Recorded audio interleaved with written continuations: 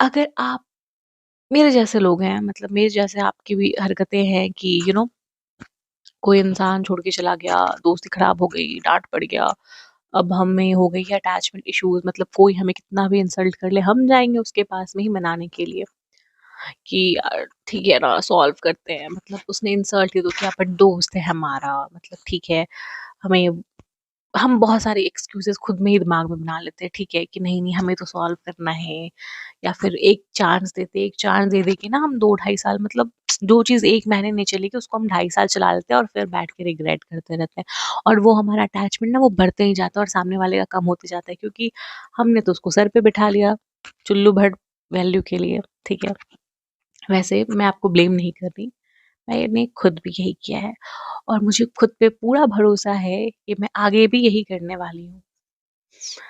क्योंकि मैं उन उन इंसान में से हूँ ही नहीं जो अपनी गलतियों से सीखूँ, ठीक है। मैं गलतियाँ बार-बार रिपीट करती हूँ। मुझे पता है मैं थिथड़ इंसान में से हूँ, ठीक है। मुझे पता है मैं ये रिपीट करने वाली हूँ वापस से, बट मैं इस चीज़ से सफ़र नहीं करूँगी। ये मैंने खुद को एश्योर किया कि चलो ठीक है, अटैचमेंट इश्यू होगा बट इस इश्यू से खुद को सफ़र नहीं करने देंगे। And I am here to help you all कि आप भी आगे से सफ़र मत करो। ऑल्दो हमको पता है हम जाएँगे व उस इंसान के पास में जो, क्योंकि वो हमारे लिए इम्पोर्टेंट है somehow, and you know I think ये मुझे लगता है ये हम सबका ना ग्रेटेस्ट क्वालिटी भी है, बिकॉज़ आप किस बात के ह्यूमन हो अगर आपको अटैचमेंट नहीं है किसी चीज़ से? I mean attachment is something that makes us human, right?